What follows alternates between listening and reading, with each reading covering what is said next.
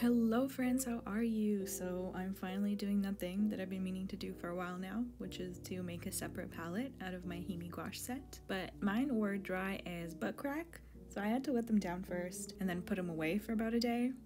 Okay, maybe like 3 days. I totally forgot that I was even making this video. But once I remembered, it was a time to individually re-wet them, and by that it just means you had to mix them all individually. It was really satisfying, but also really time consuming and kind of annoying.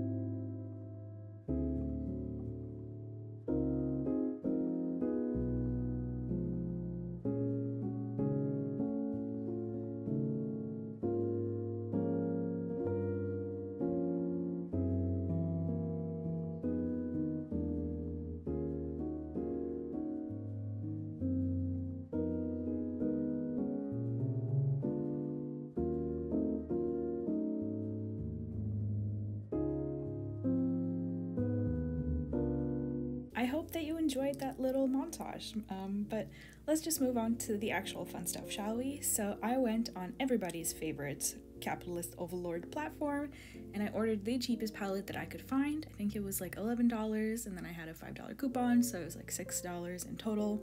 Fantastic. I love supporting capitalism. And then it was time to move all of the paint into the new palette. I loved this process, even though it took longer than the first half. That's okay. I will say that even though the plastic is actually very sturdy, there's a lot of wells. I honestly really like the palette. The problem is that when the paints dried, they cracked and then little pieces of them started to fall out, so I'm still trying to figure out how to make that not happen. But that is a problem for another day. While I make you guys watch all of the transferring, and I do make you guys watch all of it because I think it's worthy of your attention. It's just so satisfying and I was really happy filming it. But I wanted to talk about why I really wanted to make a separate palette out of these. So a while back I took a class, a workshop by Sarah Van Dungen. I will link her Instagram below. She's a really cool illustration style, and she uses her palette in a really interesting way.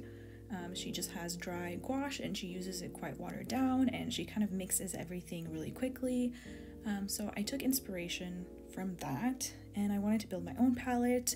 She has very limited colors, and I was gonna do that too, but I couldn't help myself. I kind of just wanted to have all of the options, so I guess I'm just never going to learn color theory. That's fine. I'm fine. It's fine. But yeah, more so than her illustration style, I was just really mesmerized by how quickly she works with gouache. Because normally, you know, I gotta take this giant clunky set out, and if you work with gouache a little bit more creamy, you get a little bit more like opaque coverage. You really have to take the time to like get the colors out and mix them well into the right consistency, and I just don't want to do that most of the time. I have issues like when it comes to getting stuff done, a lot of self-made barriers, let's say. And so when I saw the way that she used gouache, I was like, oh my god, I could do that. And a lot of like the annoyance that I feel with gouache at the moment would kind of be eliminated, and I would still have the big set around for when I wanted to use them in a more creamy consistency way. That's like a weird way to say that, but I think you know what I mean. Anyways, like I mentioned, I transferred all of the colors on the set onto the new palette because I have no self-control. Except for the black. I think I forgot the black, but it's okay. I added in later. And then I kept the pastels separate because they were already mixed with white, and so I kind of thought that would be cool to put them in these tiny little wells. And then the other thing that I did was I have this Winsor & Designer gouache, and so I put some in the little palette and then also on a couple of random spots in the palette too, just to be able to mix with the colors as I go, but definitely keep the grains and the warms separate. Anyways, the palette ended up looking so nice. You have no idea how irrationally proud of it I was, as if I really did something. But it was time to let them rest for about a day. I didn't want them to be wet when I used them. And now I'm gonna make my own illustration inspired by the illustrations made by Sarah.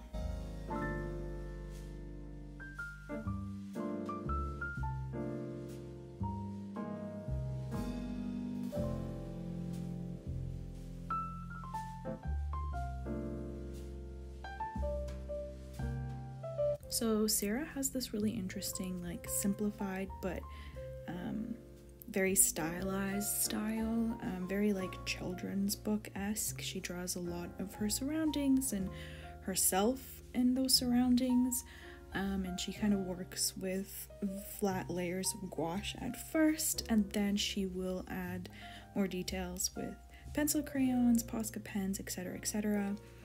I watched her Domestica course on this as well, so I decided to just draw myself at my table, and just like draw little elements in my room. And of course I added plants where there were no plants, and I messed around with the colors. And the thing about her style is that colors are very important, and I don't really know what I'm doing with colors yet. It almost feels like I'm never gonna learn. Like, damn, why is color theory so hard? But anyways, I tried my best. I can't say I love it.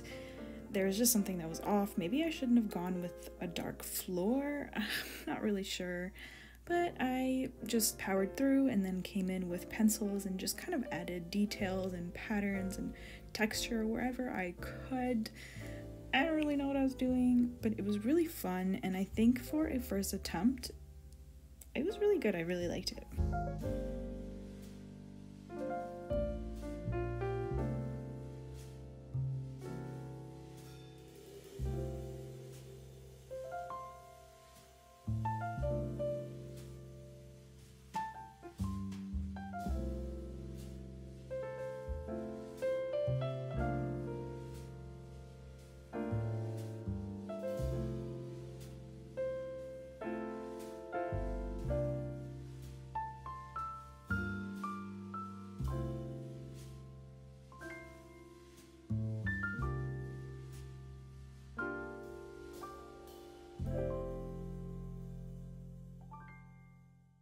Alright friends, this is the finished product. What do you think? I think it ended up looking very lively, and although something feels off, it's cute.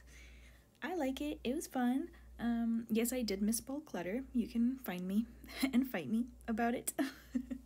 Anyways, okay, I'm gonna go. Thank you for watching. Please give me a like if you want to support me and feed the algorithm gods.